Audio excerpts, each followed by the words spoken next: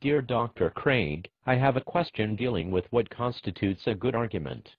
You frequently state in your popular work that a good argument must be logically valid, be sound, and have premises more plausible than their negations.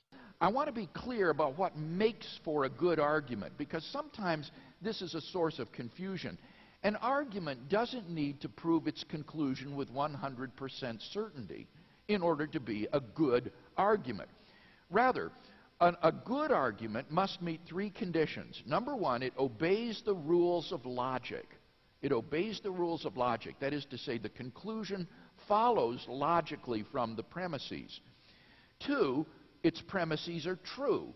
It must not only be logically valid, but the premises of the argument must be true. And thirdly, the premises are more plausible than their opposites. The premises are more plausible than their negations or their contradictories. So the premises don't need to be certainly true. They simply need to be more plausibly true than their negations. Now, I know you rightly ignore the popular objections to your work raised by internet atheists, but regarding your third criterion, I think they raise a valid point. Several atheists and skeptics, both on YouTube and elsewhere, have objected that there exist counterexamples to your third criterion, that the premises must be more plausible than their negation. The first one proceeds as follows: 1. If A and B, then C2. A3. B4. Therefore, see, now suppose we learn that the credence, I'm using this term in a probabilistic sense, for believing 1 is 1, and the credence for believing 2 and 3 are each 0.6. Now, here is the problem: although all three premises are more plausible than their negations, all of them have a credence above 0.5, their conclusion does not. For when the probabilities of the premises are multiplied, the conclusion's credence is a mere 0.36. So something clearly went wrong, but what? Another example proffered which does not use probability is as follows: 1. It is raining. 2. My neighbor's dog is outside. 3. Therefore, it is raining, and my neighbor's dog is outside. This is a logically valid argument, since the conclusion follows from an inference rule known as conjunction introduction. So here's the problem with this argument: 1 might be more plausible than its negation, because I might see rain falling through my window, whereas 2 might be more plausible than its negation, since I know my neighbor's dog is always outside. Yet, I'm nowhere near as certain about the conclusion. If my neighbor is a good owner, he would bring his dog in when it rains, meaning that the conclusion is less plausible than its negation.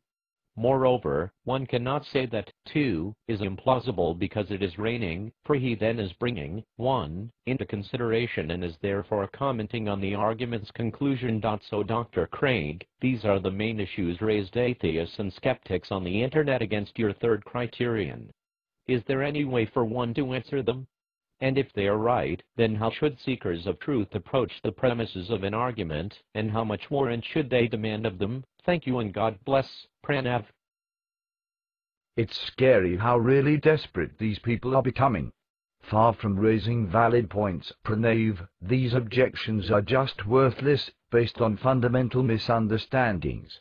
The fellows who posted these criticisms on YouTube, if they continue their study of philosophy, are going to be very embarrassed someday about these videos. Let me back up and take a run at your question. What makes for a sound deductive argument? The answer is true premises and valid logic. An argument is sound if the premises of the argument are true and the conclusion follows from the premises by the logical rules of inference. If these two conditions are met, then the conclusion of the argument is guaranteed to be true. However, to be a good argument, an argument must be more than just sound. If the premises of an argument are true, but we have no evidence for the truth of those premises, then the argument will not be a good one. It may, unbeknownst to us, be sound, but in the absence of any evidence for its premises it won't, or at least shouldn't, convince anyone. The premises have to have some sort of epistemic warrant for us in order for a sound argument to be a good one. This is why question-begging arguments are not good arguments. A person is guilty of begging the question if his only reason for believing in a premise is that he already believes in the conclusion.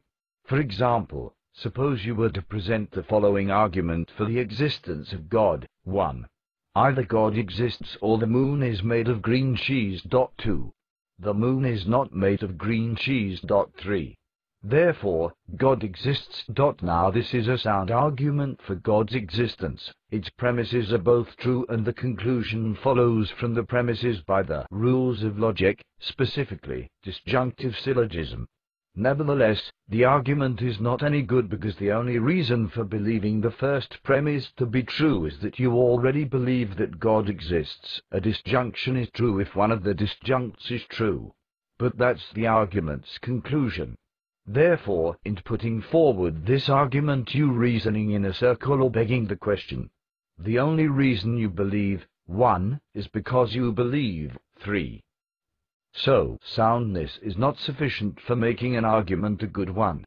Something more is needed concerning the warrant the premises have for us. Following the lead of George Mavrotz and Steve Davis, I've argued that what is needed is that the premises be not only true but more plausible than their opposites or negations. If it is more plausible that a premise is, in light of the evidence, true rather than false, then we should believe the premises.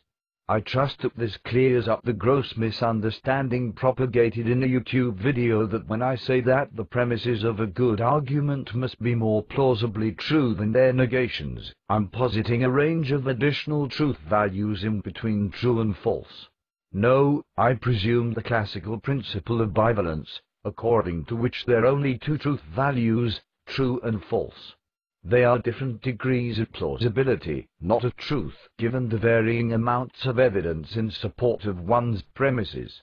Moreover, in a valid deductive argument, like the Karaim cosmological argument, any probabilities assigned to the premises are not used to calculate the probability of the conclusion. I actually prefer to speak of plausibility rather than probability to avoid the problem that it is often difficult to assign probability values to the premises. But never mind. If the premises are true, then it follows necessarily that conclusion is true, period. It's logically fallacious to multiply the probabilities of the premises to try to calculate the probability of the conclusion. That's why you wind up with the clearly wrong results that you did. In a sound deductive argument, the most we can say about the probability of the argument's conclusion is that it cannot be less than some lower bound, but it could be as high as 100%. So with respect to your first example, we have here a valid deductive argument, since from 2 and 3, we may infer 3, and b, and from 1 and 3, it follows logically that 4.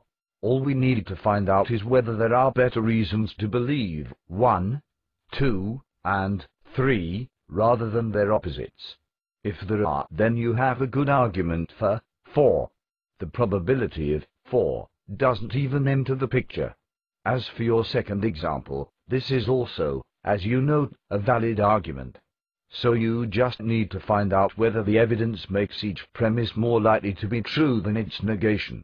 The misgiving you share is simply evidence that 2 may not be more plausible than its negation.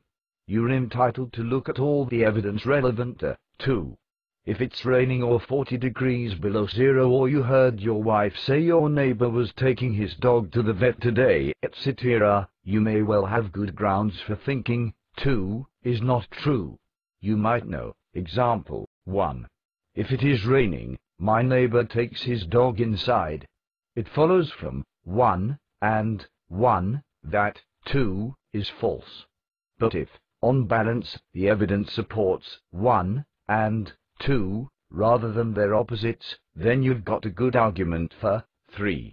So if these are really the main issues raised atheists and skeptics on the internet against my third criterion, we're in great shape, and they are in deep trouble. I am just appalled, honestly, when I read the stuff that's out there on the internet, how inept and sophomoric people are. I'm afraid that many young people just have never been exposed to good, rigorous argumentation.